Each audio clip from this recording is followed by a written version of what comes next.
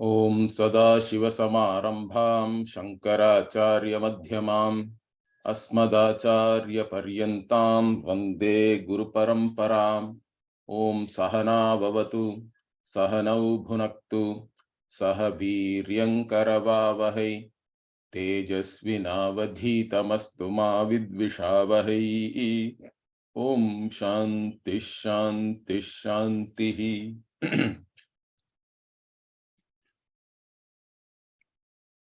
So we were looking at the Ashtanga Yoga because the Vedanta Sara author very much prescribes yoga sadhana. Nothing wrong with that because yoga sadhana is integral to Bhagavad Gita also. In fact, 2-3 years back, I was asked to give a talk on Vedanta to yoga students in New Jersey. Okay. So I thought maybe I should talk Vedanta, but at least relate with them how yoga sadhana is mentioned in the Bhagavad Gita and how it is very relevant for a student of Vedanta also. So I went and saw whether I can find Gita verses which also talk about the same thing like Yama, Niyama, all the Ashtangas are there, correct? Because yoga also, there are 8 limbs or 8 Angas. The Angi is supposed to be the, in yoga terminology, it is Asamprajnata Samadhi. For a Vedantin, it is the Nirvikalpa Samadhi. So, the 8 Angas or limbs which lead you to Samadhi. So, this is not just there in Yoga Shastra alone, correct? The yoga, when we actually chant Bhagavad Gita also, at the end of each chapter we say, correct? Yoga Shastre, Krishna Arjuna Samvade and all that. So Gita is Yoga Shastra. Of course, for us, yoga means Karma Yoga. Karma Yoga itself is a attitude, yoga of attitude. That is the main thing in Bhagavad Gita. But that does not mean that the Ashtanga Yoga also is not mentioned in Gita. It is not mentioned in the manner which is there in the Yoga Shastra, but everything is still there in different verses. Bhagavan anyway talks about all these values, correct? The Yama Niyama part are basically values, but Yama means you are avoiding what you should avoid, and Niyama is mostly what you should do. So Yama Niyama part is very much there. Then Asana, Pranayama, Pratyahara, Dharana, Dhyana, Samadhi also, they are all mentioned in different Gita verses. So I did go through the entire Gita, I remembered whatever, and I actually made a list. I think I can even try to find that, or at least mention it here in the class. You all can go back and even read those verses. Anyway, so here we were actually, I think we were around 199 or something, where basically this author is talking about the Nirvikalpaka Samadhi. Okay, so the Nirvikalpaka Samadhi, he compared it with the salt mixing up with water. So once the salt dissolves in the water, you don't see, at least for the naked eye, you don't see anything, correct? It just looks like water only. So like that, your even the subject-object division dissolves in Nirvikalpaka Samadhi. Then there is a doubt. Is there any difference then between sleep and Nirvikalpaka Samadhi? Everybody is going through sleep every night, correct? We don't have any subject-object division in sleep also. Then is there any difference between Sushupti and Samadhi? So this question the author is expecting, and he is also answering that. He says, Tatascha asya Sushuptescha abheda shanka na bhavati. So you should not have, see, therefore, because even in the Nirvikalpaka Samadhi, he says that there is no subject-object division. Therefore, what? Asya here is the Samadehe. So for the Samadhi and Sushupti, Abheda. Abheda means they are no different. What is the big difference then? This Shanka means this doubt should not be there. Na bhavati, it should not be there, or it is not there. Why? Because Ubhayatra Vritti Abhane Samane Api. Okay. So Vritti Abhane means what? There is no Manovritti in Nirvikalpaka Samadhi. There is no Manovritti. At least the awareness of Manovritti is not there even in Sushupti. In both, there is no Vritti Bhana. So that's what he says, Vritti Abhane. So there is no Manovrittis are not evident in both. Means there is no subject-object division. Peacocks, too many peacocks are around nowadays here. So you can hear them, I think. So anyway, here, Samane Api. So it is similar between the Nirvikalpaka Samadhi and sleep, but still what is the difference? Tat sadbhava asadbhava matrena anayoho veda upapattehe. So what is tat sadbhava here means? How did you enter into the Nirvikalpaka Samadhi? You are in Savikalpaka Samadhi where you are only having this Mahavakya. Let us say you are only focusing on the Mahavakya, and that vritti alone was there, and from there you entered Nirvikalpaka Samadhi. Means that Akhandakara vritti is the one which is still there, he says. It continues into the Nirvikalpaka Samadhi, even though you are not aware of it, it is still there, because from there only you went into this, went into Samadhi. But in sleep it is not like that. Mostly you are an Ajnani, you go into sleep. That's it. Okay, you don't have any particular Akhandakara vritti in which you are in Savikalpaka Samadhi, and from there you enter into Nirvikalpaka Samadhi. Means that vritti is still continuing, he says. So he says, Tat sadbhava asadbhava matrena, he says. Anayoho bheda upapattehe. So because if you see here, he did talk about that, correct? So Savikalpaka Jnama Nyatri Jnanadi Vikalpa Laya Anapekshya Advitiya Vastuni Tadakara Karitayascha Chittavritte, he says. So Advitiya Vastuni Chittavritti is what you are focusing on. So you are basically, it is Nididhyasanam.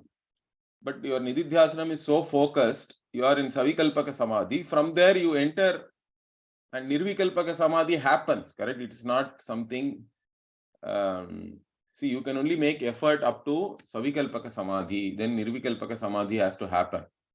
And when it happens, you are already in Savikalpaka Samadhi, and that vritti, whatever Akhandakara Vastu, that Akhandakara vritti was there, that continues, he says. That's what Tat Sadbhava means here. That Tat is whatever he mentioned here, correct?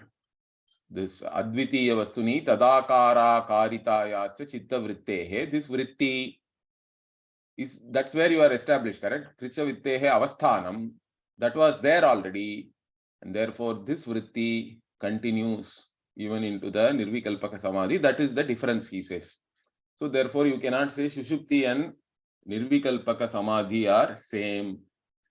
Okay, having said this, now he is going to explain all this Yama Niyamadi. Okay, so Asya Angani.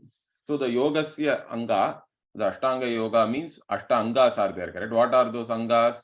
Yama Niyama, Asana, Pranayama, Pratyahara, Dharana, Dhyana, Samadhaya. So these are the 8 Angas, starting with Yama, then Niyama, then Asana, Pranayama, Pratyahara, Dharana, Dhyana, Samadhi. So now he is going to talk about each of these things. Yama Niyamaha. Yama, I told you, is what you should avoid. Basically, Yama is about things which you should not do. So Tatra, first he starts with Yama.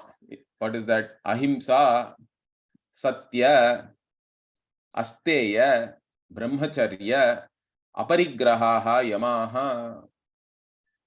So here, basically, Ahimsa starts with, basically, you should not do himsa to anybody. Don't be violent, or don't do any harm to anybody as much as possible.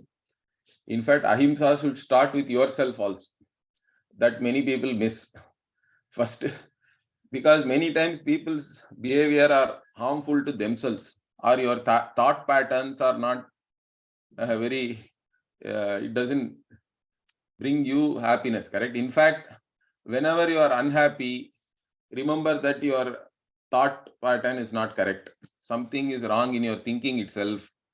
That's why you have ended up being sad or sorrow and all that. Because there is nothing which should really make you unhappy. You need not be happy, but you should never be unhappy also. If you are unhappy, that means something is not proper in your thinking only. So that itself is you are doing ahimsa to yourself. So this first start, ahimsa should start with oneself. And then only you can have, if you do not hurt yourself, then only you can practice it with reference to others also.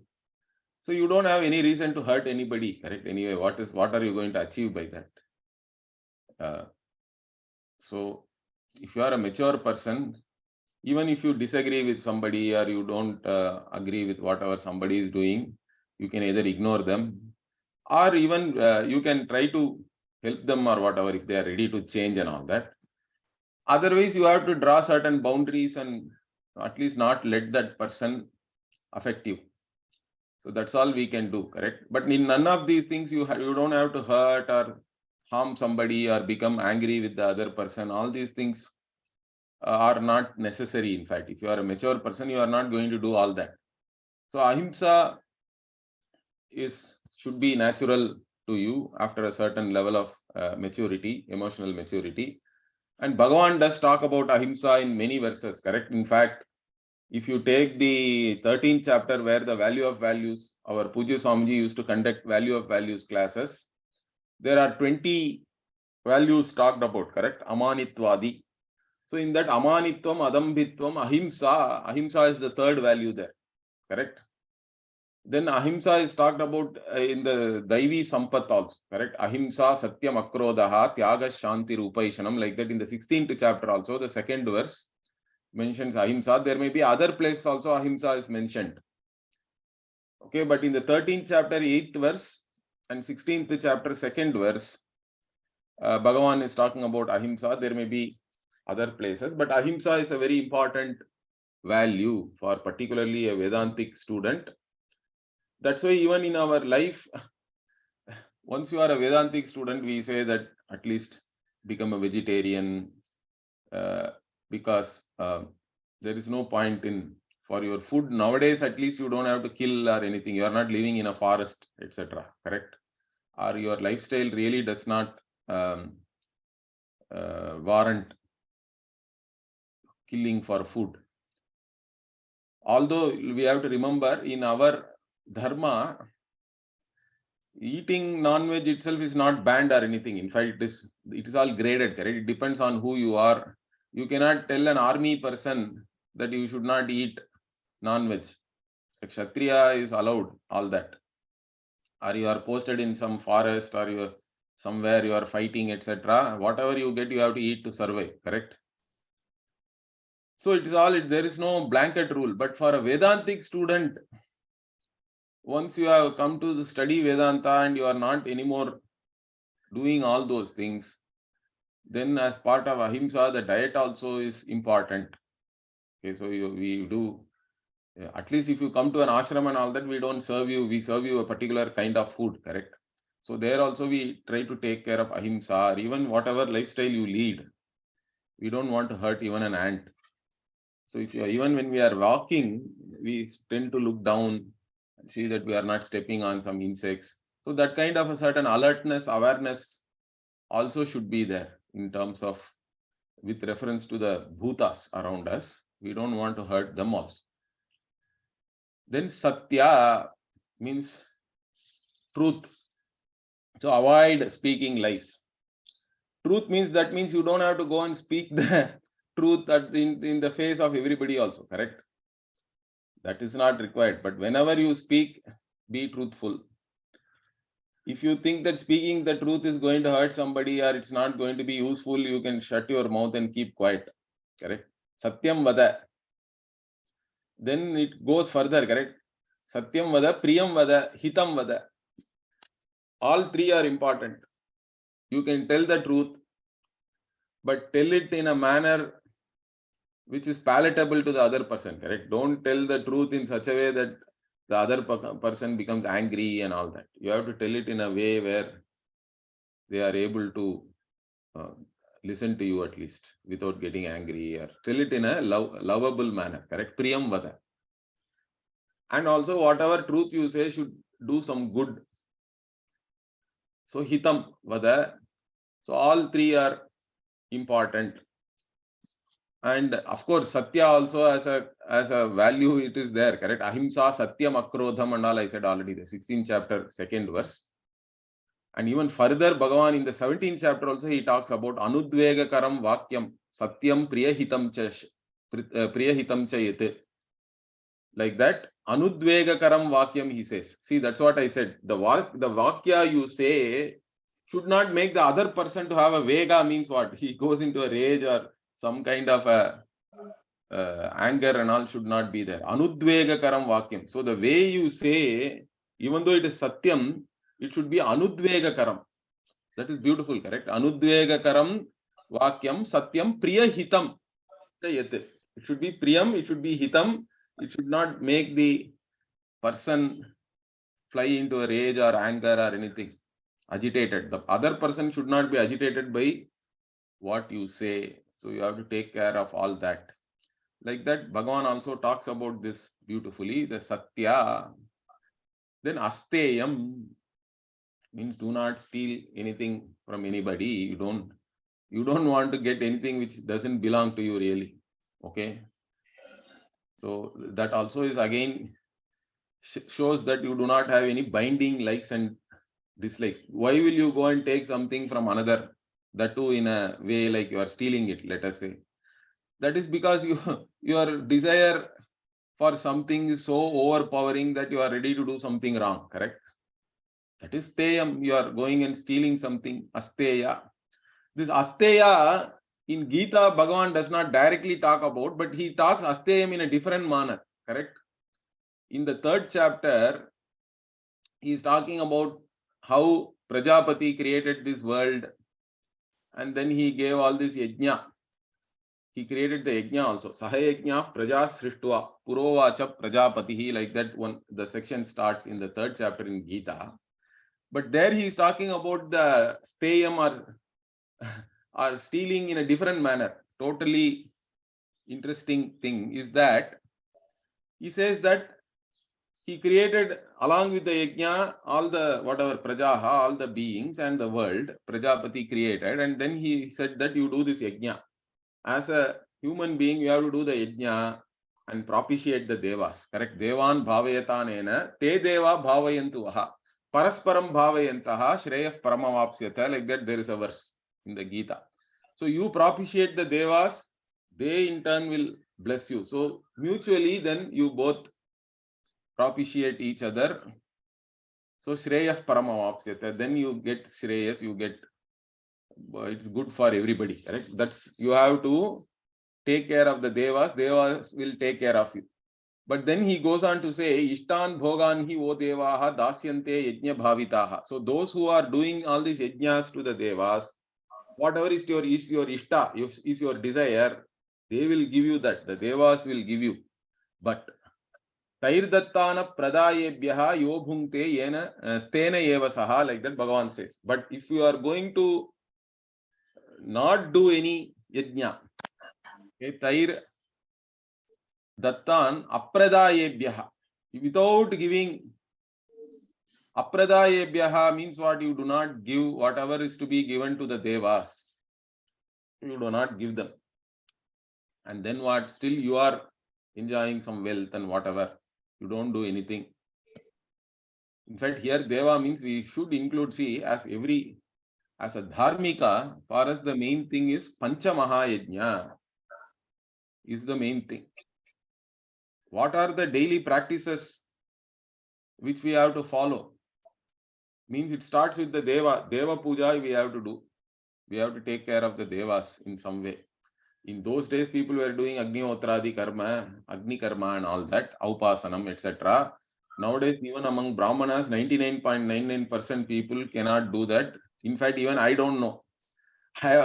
After your wedding, in Brahmana wedding, we get that Aupasana Pane, the pots and all that. Most people take that and keep it in the in the loft. It will be there. You go to most Brahmana couples, they will have this Aupasana Pane, they say. It will be just sitting at home. They keep it like some kind of a souvenir. Basically, you are supposed to do that Aupasana. In fact, all Varnas had it, I think. At least the Brahmana, Kshatriya, Vaishya, all of them were doing Aupasana at some point in time. In fact, if the husband travels, wife can do Aupasana, in fact. Aupasana is one Agni Karma, which women also can do. It is allowed. But nobody does it now. I don't do that, I'm telling you, correct? I didn't even learn to do that.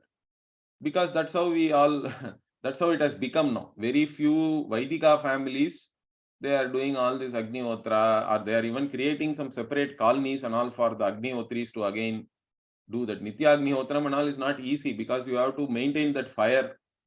The fire should never go off. Okay. If it goes off, you have to do Prayasitam and all that.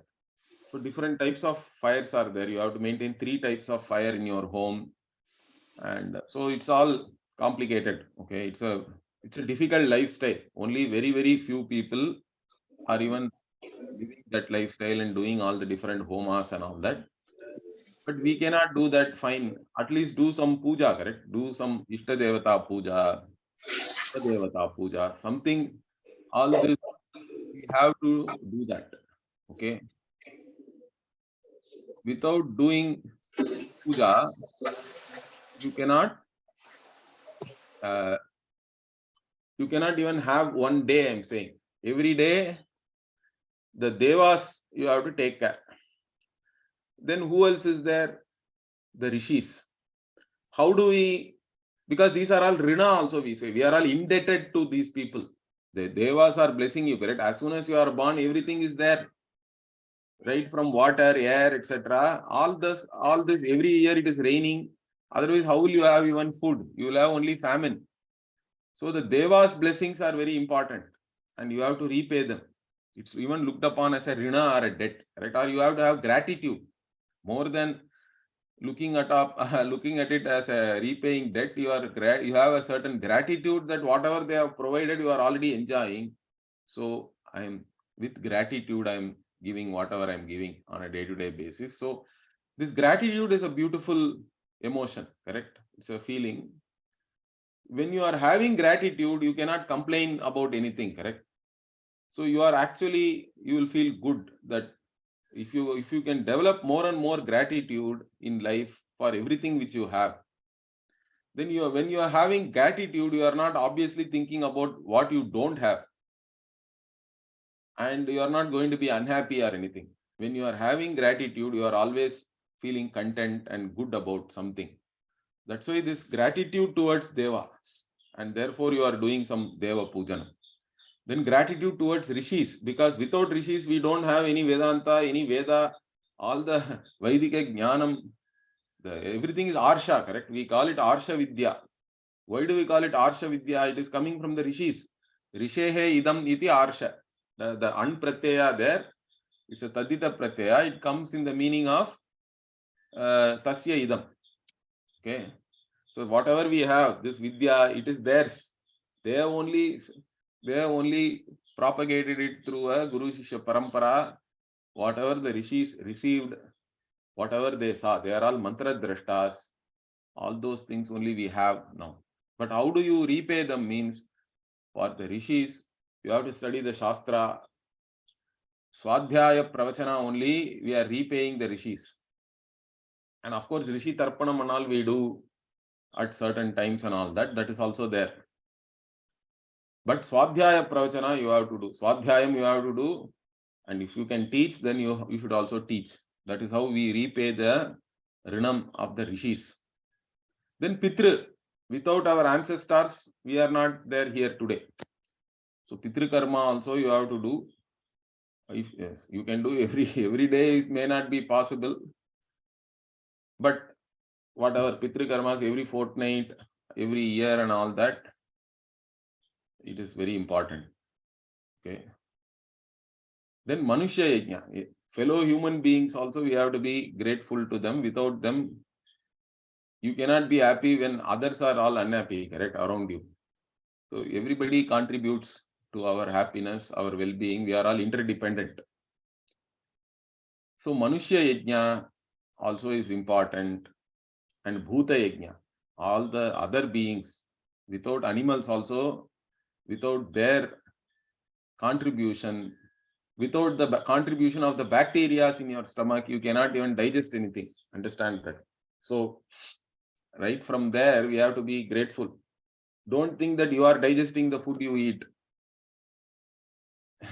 You cannot digest the food you eat if the good bacteria in your gut are not. In fact, health itself is dependent on your gut only. Many doctors say that now, correct? Your gut health.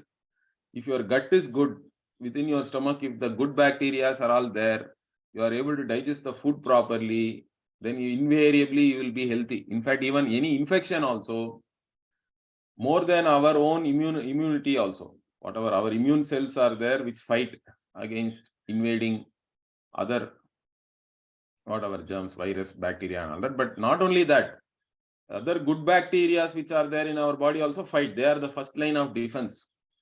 So that means your gut health and all that is very important. They are actually contributing so much. So from there onwards, you have to be grateful to all this, all the cows which are giving us milk, correct? Even all the insects, bees which are pollinating, otherwise we won't have any food again. So there are the whole host of things are happening around us, which are making us have a certain life, correct? Otherwise we cannot live like this. So we should have gratitude for all these things, correct? That gratitude, if you have, again, you are not going to steal from anybody else. Only if you have a sense of lack, you are going to take something from somebody. So all these things I am talking in the context of Asteyam, because Bhagavan said, if you don't give to the Devas and still consume, then you are stealing. In fact, our Pujya Swamiji, my Guru, used to say beautifully, see, as children, we are all only consumers, correct? A child, in fact, does nothing. It is completely a consumer. Maybe only thing it gives is, even if it just smiles a little bit in sleep, the parents become very happy with the child. So that is the only level of contribution the child is making. And as the child grows, it gives some contribution is there, correct? Maybe the children are helping their parents in some household chores and all that, but otherwise also they are mainly consumers. So when do you become an adult? So you become an adult when you contribute more than what you consume. Then only you are really an adult. Otherwise, you are a child only throughout. If you are consuming more than you are contributing, means you are stealing also in one way, correct? You are consuming more than what you are contributing means you are stealing only. That is also steya. So from an emotional maturity standpoint, to be an adult, you have to contribute more than what you consume. And that means asteya you are practicing. Okay, it is not, I don't think none of us are going to go and steal somebody literally from somebody and all that anymore. That I don't even see it as a big possibility now. But what you have to be aware of is still asteyam will be there if you consume more than what you contribute. That way also you have to become mature. So asteya, very important value. Brahmacharya. So brahmacharya also, again, typically brahmacharya is translated as continence and all that, correct? So you avoid sexual relationship. This also shows a certain commitment towards whatever you are doing. Okay, it's at least basically, in fact, in our Dharma Shastra itself, all these things are regulated to an extent. So you do not basically give yourself to certain lust and all that. But again, you should have a certain mastery over your biological functions also. That is very important as a mature person. This is very important. There are a lot of problems we hear. even with those who have taken to a certain lifestyle and all that. So this is a very, very important thing again to follow. So this is there. Then aparigraha. Okay, asteya is one thing, but what if people come and give you something, some gift and all that? In fact, dakshina is supposed to be whatever, something you voluntarily give somebody, correct? Dakshina. So you give dakshina to brahmanas, etc. But if you nowadays, if you go to Tirtha Sthana and all that, they are demanding you everything. It is a little bit sad the way we don't know whom to blame for that. Whether the pujaris and whoever is there, they are feeling they are greedy, or they are actually not being taken care of by anybody, so they become like that, etc. We have to think about it. Or you go to a temple, somebody is demanding something, etc. It's a problem. But if you in Tamil Nadu, most temples and all in villages you go, the pujaris are really in a very bad condition. Okay, they don't even get, they get salaries in double digits and all that nowadays. Monthly salary 90 rupees, or sometimes it is 500 rupees and all that. How can somebody live? So they are all expectant on whatever they get from the devotees, correct? So in some places maybe it is justified even if they demand something. But if you go to some place like Kashi or Haridwar and all that, there they are having so much tourist footfall and all that, but still it looks like they are greedy. But anyway, basically the idea here is, even if you start accepting things from others without any restriction and all that, that can also become a problem for you. Then you start expecting gifts. Whoever comes to visit you, they have to give you something. All these things also should not be there.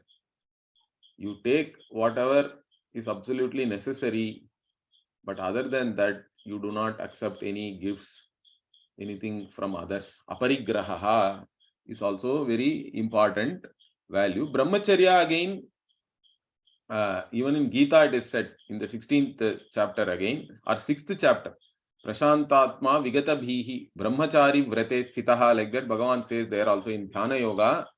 Brahmachari Vrata is talked about. Or even like in 8th chapter also he says, Idichanto Brahmacharyam Charanti Tatte Padam Sangrahena Pravakshye. But Brahmacharyam can also mean Brahmam Charati iti Brahmacharya. That means you are committed to learn Vedanta. Because if you are already a householder and all that, you cannot say that I will abstain and all that. Then what? It's not proper, correct? But you should still, that's what I said, you should go by certain moderation should be there.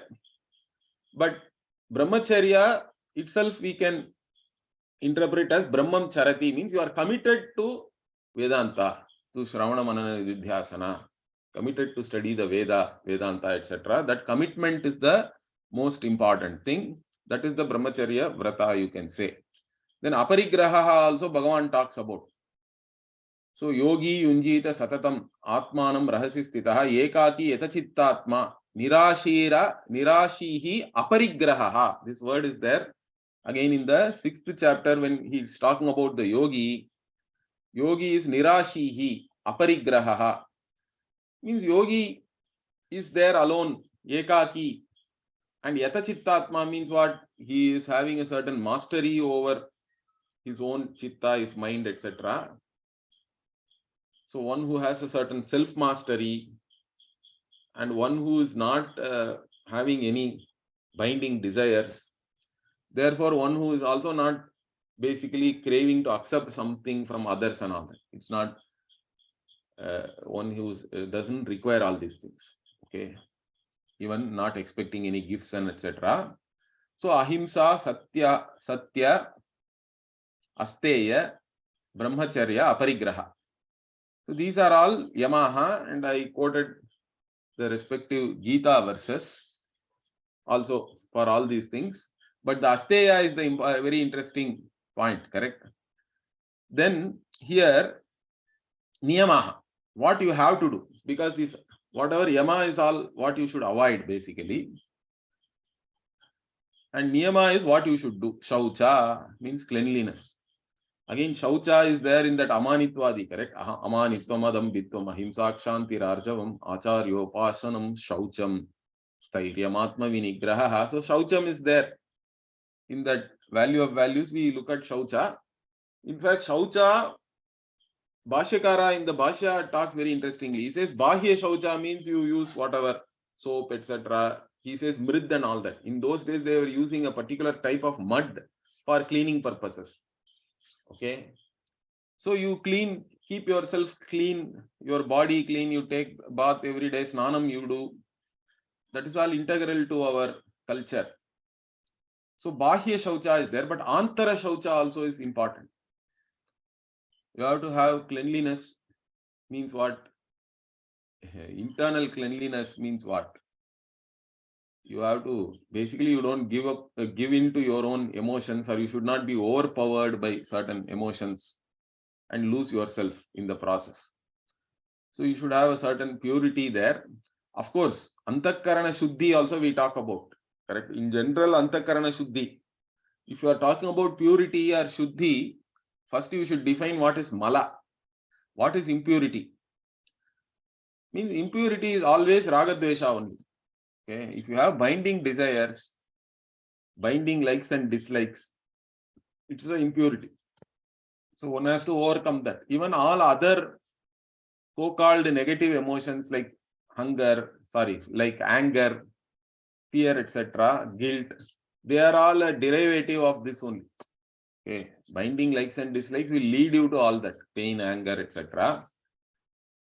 So you have to have, or hatred, etc. is there. Then how do you overcome that? Then Bhashyakara there talks about Pratipaksha Bhavana. So he says even if you hate somebody, you have to then develop a Pratipaksha Bhavana. The opposite of that. So Pujya Swamiji used to talk about fake it and make it. He will say you fake it. Even if you don't like somebody, give them rose every day. And maybe you try to see in everybody there is something good, something bad. If you focus only on the whatever, the dosha. See, there are gunas, there are doshas with everybody. If you only focus on the dosha of someone, you are only invoking that dosha also. Because the other person also then feels you are basically looking at them not favorably. Then they are also going to behave towards you in that manner. But if you look at that, everybody has some guna also, you can focus on the guna and maybe you don't have to have any negative feeling about that other person. And how do you develop that? Means you also have to act it out in some manner. Okay. So fake it and make it. That is the Pratipaksha Bhavana. This is talked about in context of the Shaucha. Okay. So Shaucham, already I said it is mentioned in the Amanitvadi. Then Santosha means you should have a certain contentment, gratitude and all that. I already talked about it. But Santosha is talked about. In fact, Bhagavan talks about a very famous verses there in the 4th chapter, correct? Yadricha labha santushtaha. Like that, it is said. So, Yadricha labha santushtaha dvandva tito vimatsaraha samas siddhava siddhaucha kritwapina nibadhyate. So, there it is about a yogi only. Bhagavan is talking about in the 4th chapter. Yadricha labha santushtaha. Whatever he gets, he is happy with that. You have to be like that. A certain contentment. You are not hankering after things or complaining that I don't have this, that and all that. Whatever you get in a given situation, you are able to accept it and be content. That is the attitude. Idricha labha santushtaha, santosha. Contentment is there. Then tapaha. Of course, you have to have certain austerities, some discipline. Every day, a disciplined life is very important for a yogi, for a Vedantin also. So daily practices are the most important. Daily you do something, some japa, and keep doing it. Because only small things done over a long period of time give you great benefits. It's not that you do some 5,000 japa in a day. That if you are not able to sustain it, it is useless, correct? You do at least 108 but keep doing it every day. It makes a bigger difference. Correct? This Nitya Karma. Nitya Karma itself is a tapas. You do it like a tapas. Every day you do. You have a certain disciplined life. You have a regimen daily. And that helps. In fact, that is where all this living in a Gurukulam and all is very useful. Correct? Once you go and live in a Gurukulam, this practicing all these things are easier. If you are generally living somewhere else, means you have so many other things to take care that you will say that I don't have any time for all these things. But at least even if you don't do every day, you have to take up some vrata, correct? We all have in our tradition that Shashti means Muruga, whatever, this Kartikeya, Shanmuga, Muruga Bhaktas do Shashti vrata, or Vishnu Bhaktas do Ekadashi vrata, Shiva Bhaktas do Somavara vrata. There are so many different vratas are there and all that. So you can take any one of them and do that. That is also part of tapas. But more than that, every day also you have to do something. Like anyway, we talked about Panchamaha Yajna. That is also supposed to be done on a daily basis. All these things, but more specifically, certain things like a japa, doing every day is important. And about tapas, there are a lot of verses in Gita. Okay. So, Jnana tapas also Bhagavan talks about. Bahavo Jnana tapasa puta madbhavam agataha. So, Jnana tapasa madbhavam agataha. Because Jnanamayam tapaha is the most important for a Vedantin. Again, your Shravana Manana Nididhyasana itself is a tapas in one manner. That is Jnana tapas. And that also you have to do. So, this tapas, then Swadhyaya is specifically mentioned here. So Shravana, Swadhyaya for us is Shravana only. So every day, some Vedanta Shravanam you have to do. Because you are committed to Vedanta means Swadhyaya you have to do. And Swadhyaya again in Bhagavad Gita also Bhagavan talks about in Swadhyaya Jnana Yajnascha, Jnana Yajna, Yataya Samshita Vrataha. He talks about that. And even in 16th chapter, he says, Abhayam Sattva Samshuddhihi, Jnana Yoga Vyavastitihi, Danam Damascha Yajnascha, Swadhyayastapa Arjavam. So Swadhyayaha, Tapaha, Arjavam, all these values. So 16th chapter has a lot of values. Okay, you can go and read. 13th chapter also, these Amanitwadi 20 values are there. 16th chapter also, he talks about all these very nice values. So this Swadhyaya means every day you study. In a very technical manner means Swadhyaya means you have to do your Veda Adhyayanam every day also is there. Okay, Swadhyaya is talked about in that meaning. But here for a Vedantin, you have to take it as you have to do Shravana. Every day Shastra Shravanam you do or you listen to something. Correct? Nowadays tapes and all that are available. Recordings are available.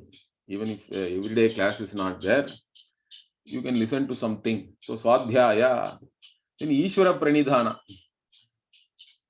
Okay. So Ishvara Pranidhana for us, for a Vedantin, Karma Yoga is very important. Karma Yoga means you develop a certain Prasada Buddhi. Whatever you do, it is only Ishvara Pranidhana, correct? You are doing it with Ishvara Arpana Buddhi only. Correct? Because any effort I make and whatever result I get, I view it, my attitude is that it is Ishvara Prasada. It is a Prasada from Ishvara means automatically you are having Ishvara Pranidhana.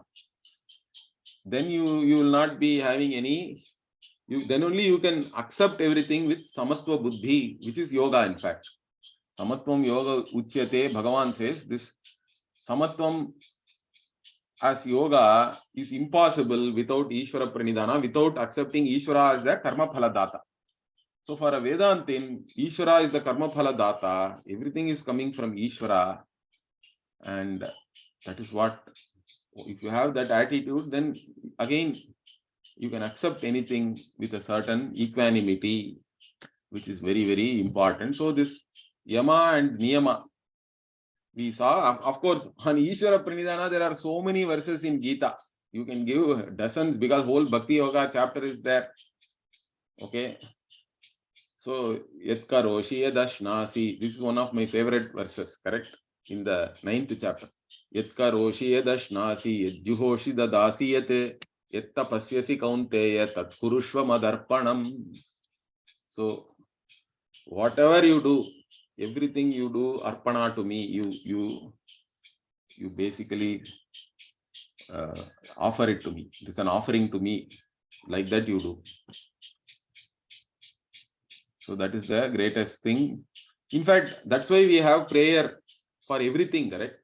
In our lifestyle, starting from brushing your teeth, ayur balam yasho varchaha prajah pashu vasuni cha brahma prajnancha medhancha tvanno dehi vanaspate. Like this, there is a shloka is there. So you are supposed to say that when you are brushing your teeth.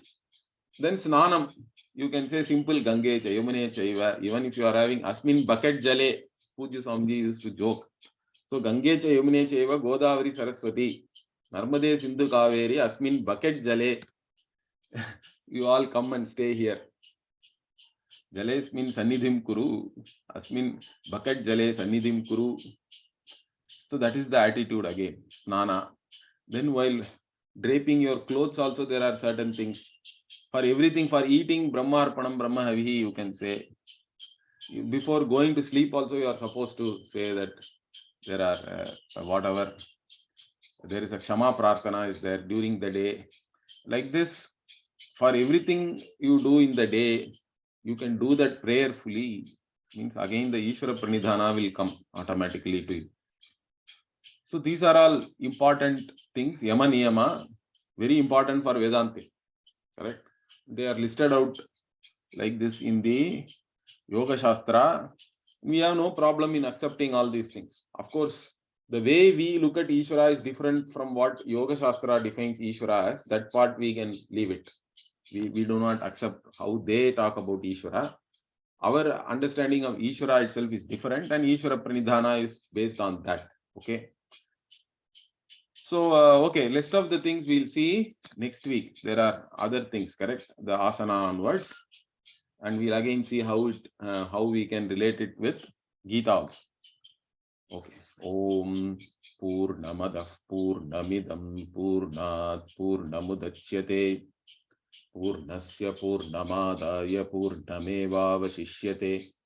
Om Shanti Shanti Shanti. Harihi Om Shri Gurubhyo Namaha. Harihi Om. ಧನ್ಯವಾದ. ಧನ್ಯವಾದ.